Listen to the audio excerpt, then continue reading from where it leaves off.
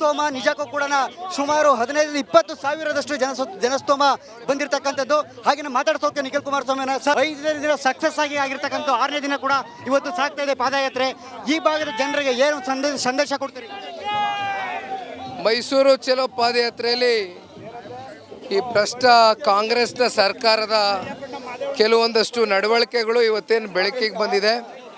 ಮೂಡ ಇರ್ಬೋದು, ವಾಲ್ಮೀಕಿ ನಿಗಮದಲ್ಲಿ ಅಭಿವೃದ್ಧಿಗೆ ಇಟ್ಟಂಥ ಒಂದು ಹಣವನ್ನು ಯಾವ ರೀತಿ ದುರುಪಯೋಗನ ಪಡಿಸ್ಕೊಂಡಿದ್ದಾರೆ, ಇದು ಎಲ್ಲವನ್ನು ಕೂಡ ಇವತ್ತು ಜಾಗೃತಿ ಮೂಡಿಸ್ತಕ್ಕಂಥ ಒಂದು ಕಾರ್ಯಕ್ರಮದಲ್ಲಿ ಇವತ್ತು ಎರಡೂ ಪಕ್ಷದ ಕಾರ್ಯಕರ್ತರುಗಳು ಹೆಜ್ಜೆ ಹಾಕ್ತಾ ಇದ್ದಾರೆ.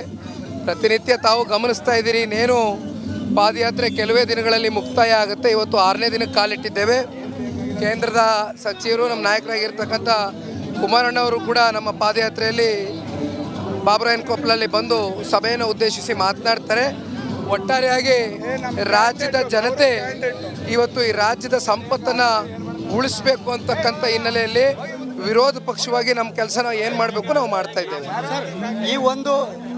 ಈ ಒಂದು ಕಾರ್ಯಕ್ರಮಕ್ಕೆ, ನಿಮ್ಮ ಪಾದಯಾತ್ರೆ ಕಾರ್ಯಕ್ರಮಕ್ಕೆ ಎಲ್ಲೋ ಒಂದು ಕಡೆ ಮುಖ್ಯಮಂತ್ರಿಗಳಿಗೆ ನಡುಕ ಶುರುವಾಗಿದೆಯಾ? ಕಾಂಗ್ರೆಸ್ ಇವತ್ತು ಆಡಳಿತ ಪಕ್ಷದಲ್ಲಿದೆ. ರಾಜ್ಯದ ಮುಖ್ಯಮಂತ್ರಿಗಳಿಗೆ ರಾಜ್ಯದ ಜನತೆ ಅಧಿಕಾರ ಕೊಟ್ಟಿದ್ದಾರೆ. ಯಾವುದೇ ಏನೇ ಭ್ರಷ್ಟಾಚಾರಗಳು ಯಾರದೇ ಕಾಲಲ್ಲಿ ಆಗಿದ್ರೂ ಬಯಲ್ಗೆಳಿತಕ್ಕಂಥದ್ದು ಅವ್ರಿಗೆ ಎಲ್ಲ ರೀತಿ ಪ್ರಜಾಪ್ರಭುತ್ವದಲ್ಲಿ ಹಕ್ಕಿದೆ. ಹಾಗಾಗಿ ಇವತ್ತಾಗಿರ್ತಕ್ಕಂಥ ಈ ಹಗರಣ ಇದೆಯಲ್ಲ, ಆಡಳಿತ ಪಕ್ಷ ಮೊದಲು ಇವತ್ತು ರಾಜ್ಯದ ಜನತೆಗೆ ಉತ್ತರ ಕೊಡಬೇಕಾಗಿದೆ. ಆಮೇಲೆಲ್ಲ ಬಯಲು ಎಳೆಯೋರಂತೆ, ನಾವು ಹೇಳಿತೀವಿ ನೀವು ಹೇಳಿಯೋರಂತೆ. ಇವಾಗ ಜನ ಕೇಳ್ತಾ ಇದಾರಲ್ಲ ಪ್ರಶ್ನೆ, ಈ ಪ್ರಶ್ನೆಗೆ ಮೊದಲು ಉತ್ತರ ಕೊಡಬೇಕು.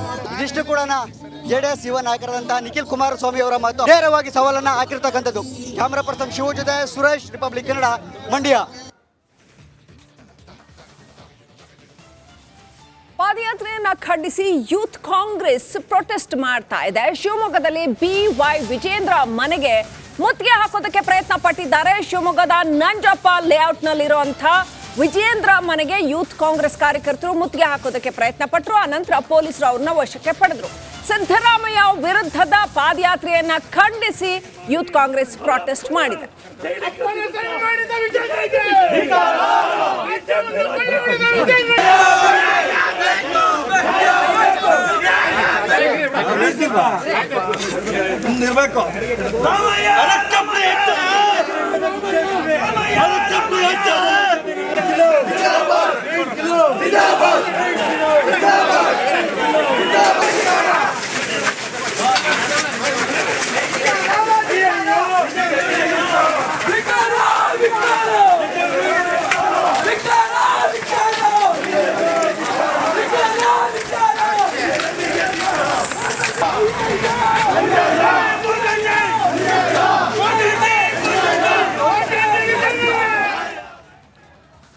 ಸಿಎಂ ವಿರುದ್ಧದ ಮೈತ್ರಿ ಪಾದಯಾತ್ರೆ ವಿಚಾರವಾಗಿ ಮೇಲ್ಮನೆ ಸದಸ್ಯ ಯತೀಂದ್ರ ರಿಯಾಕ್ಟ್ ಮಾಡಿದ್ದಾರೆ. ನಾವು ಕಾನೂನಾತ್ಮಕವಾಗಿಯೇ ಸೈಟ್ ಪಡೆದಿದ್ದೀವಿ, ನಮ್ಮ ಕುಟುಂಬದಲ್ಲಿ ಎಲ್ಲಾ ರೀತಿ ಹೋರಾಟಕ್ಕೂ ಸಿದ್ಧವಾಗಿದ್ದೀವಿ ಅಂತ ಯತೀಂದ್ರ ರಿಪಬ್ಲಿಕ್ ಕನ್ನಡಕ್ಕೆ ಹೇಳಿಕೆ ಕೊಟ್ಟಿದ್ದಾರೆ. ನಿವೇಶನದ ಬಗ್ಗೆ ಹೇಳಿದ್ರೆ ಇನ್ನಷ್ಟು ರಾಡಿ ಮಾಡ್ತಾರೆ, ಹೀಗಾಗಿ ನಾವು ಹೆಚ್ಚು ತಲೆ ಕೆಡಿಸ್ಕೊಳ್ಳಲ್ಲ ಅಂತ ಡಾಕ್ಟರ್ ಯತೀಂದ್ರ ಸಿದ್ದರಾಮಯ್ಯ ರಿಪಬ್ಲಿಕ್ ಕನ್ನಡಕ್ಕೆ ಮಾತಾಡಿದ್ದಾರೆ. ದೋಸ್ತಿ ನಾಯಕರ ಪಾದಯಾತ್ರೆಗೆ ಟಕ್ಕರ್ ಕೊಡೋದಕ್ಕೆ ಸಿಎಂ ತವರು ಜಿಲ್ಲೆಯಲ್ಲಿ ಈಗಾಗಲೇ ಜನಾಂದೋಲನ ಕಾರ್ಯಕ್ರಮಕ್ಕೆ ಈಗಾಗಲೇ ಸಿದ್ಧತೆ ನಡೀತಾ ಇದೆ. ಈ ಬಗ್ಗೆ ಮಾತನಾಡೋದಕ್ಕೆ ಜೊತೆಗೆ ವಿಧಾನ ಪರಿಷತ್ ಸದಸ್ಯರಾದಂತಹ ಯತೀಂದ್ರ ಸಿದ್ದರಾಮಯ್ಯ ಅವರ ಮಾತಾಡ್ತಾ ಹೋಗ್ತೀನಿ. ಸರ್, ಭಾಳ ಪ್ರಮುಖವಾಗಿ ಸಮಾವೇಶ ಸಿದ್ಧತೆಗಳು ಹೇಗೆ ನಡೀತಾ ಇದೆ ಸರ್? ಸಿದ್ಧತೆಗಳು ಈಗ ನೀವೇ ನೋಡ್ತಾ ಇದ್ದಿಲ್ಲ ಕಣ್ಣಾರೆ. ಸೊ ಎಲ್ಲ ಸಿದ್ಧತೆಗಳು ಕೂಡ ಭರದಿಂದ ನಡೀತಾ ಇದೆ, ಚೆನ್ನಾಗಿ ನಡೀತಾ ಇದೆ. ಪಾದಯಾತ್ರೆ ಬರೋದ್ರೊಳಗೆ ಸಿದ್ದರಾಮಯ್ಯ ರಾಜೀನಾಮೆ ಕೊಡ್ತಾರೆ ಅನ್ನೋದು ಬಿಜೆಪಿಯ ನಾಯಕರ ಮಾತುಗಳು ಸರ್. ಅದೇ ರೀತಿ ಕನಸು ಕಾಣ್ತಾ ಇರಲಿ, ಆದರೆ ನಮ್ಮ ಪಕ್ಷದಿಂದ ಯಾರು ರಾಜೀನಾಮೆ ಕೊಡಲ್ಲ. ಆದರೆ ಸಿದ್ದರಾಮಯ್ಯ ಟಾರ್ಗೆಟ್ ಮಾಡ್ತಿದ್ದಾರೆ ಹೇಗೆ ಸರ್ ಈ ಒಂದು ವಿಚಾರದಲ್ಲಿ? ಹೌದು, ಅವರು ತಂದೆಯವ್ರನ್ನೇ ಟಾರ್ಗೆಟ್ ಮಾಡ್ತಾರೆ. ಯಾಕೆಂದರೆ ತಂದೆಯವರು ಕಾಂಗ್ರೆಸ್ನಲ್ಲಿ ಬಹಳ ದೊಡ್ಡ ಲೀಡರ್ ಇದ್ದಾರೆ, ಒಬ್ಬರು ಮಾಸ್ ಲೀಡರ್ ಇದ್ದಾರೆ, ಅವ್ರಿಗೆ ಅಪಾರವಾದಂಥ ಜನ ಬೆಂಬಲ ಇದೆ. ಸೊ ಹಾಗಾಗಿ ಅವ್ರಿಗಿರುವಂಥ ಜನ ಬೆಂಬಲನ ಸಹಿಸದೆ ಅವ್ರ ಹೆಸರಿಗೆ ಕಪ್ಪು ಮಸಿ ಬಳಿಬೇಕು ಅಂತೇಳಿ ಸುಳ್ಳು ಭ್ರಷ್ಟಾಚಾರದ ಆರೋಪಗಳನ್ನು ಮಾಡಿ ಅವ್ರನ್ನ ಟಾರ್ಗೆಟ್ ಮಾಡ್ತಾರೆ. ಮತ್ತು BJPಯವರು ನಿಮ್ಗೆ ಗೊತ್ತಿದೆ ಇವತ್ತು ಹೇಗಾಗಿದೆ ಅಂದರೆ 2014 ಬಂದ ಮೇಲೆ ದೇಶದಲ್ಲಿ ಪರಿಸ್ಥಿತಿ, ಎಲ್ಲಿ BJP ಸರ್ಕಾರ ಇರುತ್ತೆ ಅದನ್ನು ಹೇಗಾದ್ರೂ ಬೀಳಿಸುವಂಥದ್ದು, ಜನಾದೇಶನ ಪಡ್ಕೊಂಡು ಬಹುಮತ ಪಡ್ಕೊಂಡು ಪ್ರಜಾಪ್ರಭುತ್ವಾತ್ಮಕವಾಗಿ ಆಯ್ಕೆಯಾದಂಥ ಸರ್ಕಾರಗಳನ್ನು ಬೀಳಿಸುವಂಥ ಹುನ್ನಾರ BJP ಪಕ್ಷ ಇಡೀ ದೇಶಾದ್ಯಂತ ಮಾಡ್ತಾ ಇದೆ. ಇವತ್ತು 14 ಸೈಟ್ ತಗೊಂಡಿರೋ ಬಗ್ಗೆ ಸಾಕಷ್ಟು ದೊಡ್ಡ ಚರ್ಚೆಗಳಾಗ್ತಾರೆ ಸರ್. ನಿಮ್ಮ ತಾಯಿ ಜೊತೆ ಇದ್ರ ಬಗ್ಗೆ ಮಾತಾಡಿದ್ರೆ ಸರ್ ಅಂತ? ಈಗ ಅದ್ರ ಬಗ್ಗೆ ಏನೇನು ಲೀಗಲ್ಲಾಗಿ ನಾವು ಆನ್ಸರ್ ಕೊಡಬೇಕು ಅದನ್ನು ಲೀಗಲಾಗಿ ಆನ್ಸರ್ ಕೊಡ್ತೀವಿ, ಅದನ್ನು ಲೀಗಲಾಗಿ ಎದುರಿಸ್ತೀವಿ.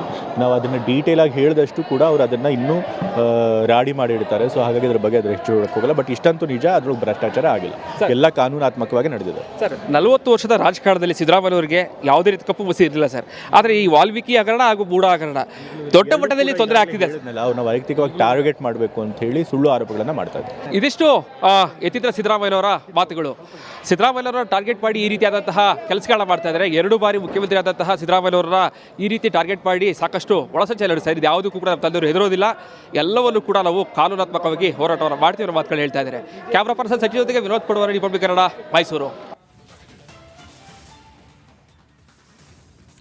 ಒಂದೇ ಊರು, ಒಂದೇ ಮೈದಾನ, ಒಂದೇ ವೇದಿಕೆ. ಮೈಸೂರಲ್ಲಿ ಅಪರೂಪದ ರಾಜಕೀಯ ವಿದ್ಯಮಾನ ನಡೀತಾ ಇದೆ.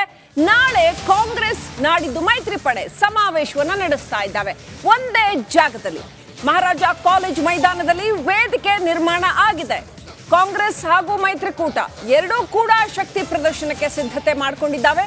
ತಲಾ 1 ಲಕ್ಷ ಜನ ಸೇರಿಸೋದಕ್ಕೆ ಎರಡೂ ಕಡೆಯಿಂದ ಪ್ಲಾನ್ ಮಾಡಿಕೊಳ್ಳಲಾಗಿದೆ.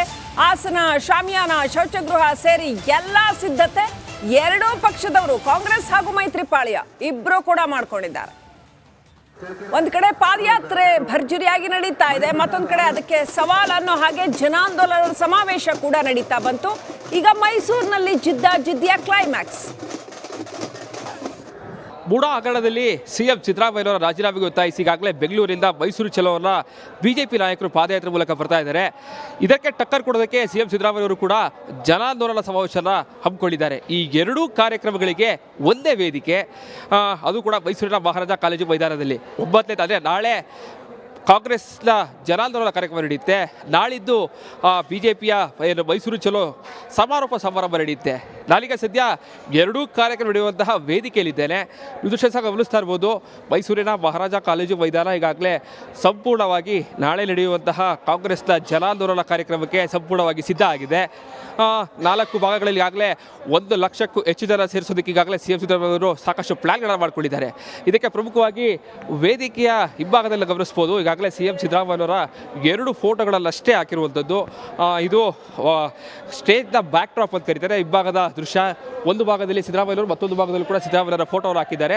ಇಲ್ಲುಳಿದಂತೆ ಮಧ್ಯಭಾಗದಲ್ಲಿ LED ಸ್ಕ್ರೀನ್ ಸಹ ಬರುವಂಥದ್ದು. ಇಲ್ಲುಳಿದಂತೆ ಕೇವಲ ಸಿದ್ದರಾಮಯ್ಯನವರ ಫೋಟೋ ಮಾತ್ರ ವೇದಿಕೆಯಲ್ಲಿ ಬರೋದು ಬಹುತೇಕ ಖಚಿತ ಅಂತ ಹೇಳಕ್ಕೆ ಇಲ್ಲಿ ದೃಶ್ಯವನ್ನು ಗಮನಿಸ್ತಾ ಇದ್ದಾರೆ. ಈ 2 ಫೋಟೋಗಳು ಕೂಡ ಈಗಾಗಲೇ ಸಿದ್ದರಾಮಯ್ಯನವರ ಫೋಟೋವನ್ನು ಹಾಕಿದ್ದಾರೆ. ಮಧ್ಯದಲ್ಲಿ ಬೃಹತ್ LED ಎಲ್ಲ ಹಾಕ್ತಾರೆ. ಆ LEDಗಳಲ್ಲಿ ಬೇರೆ ಬೇರೆ ನಾಯಕರ ಫೋಟೋಗಳು ಸಹ ಬರುತ್ತೆ. ಸೊ ಹೀಗಾಗಿ 2 ಕಾರ್ಯಕ್ರಮ ನಡೆಯುವಂತಹ ಸ್ಥಳದಲ್ಲಿ ಈಗಾಗಲೇ ಬರದ ಸಿದ್ಧತೆಗಳು ಸಹ ಮುಂದಿರುವಂಥದ್ದು. 3 ಪಕ್ಷಗಳು ಕೂಡ ಅಬ್ಬರಿಸುವಂತಹ ವೇದಿಕೆ ಈಗಾಗಲೇ ಸಿದ್ಧ ಆಗಿದೆ. ನಾಳೆ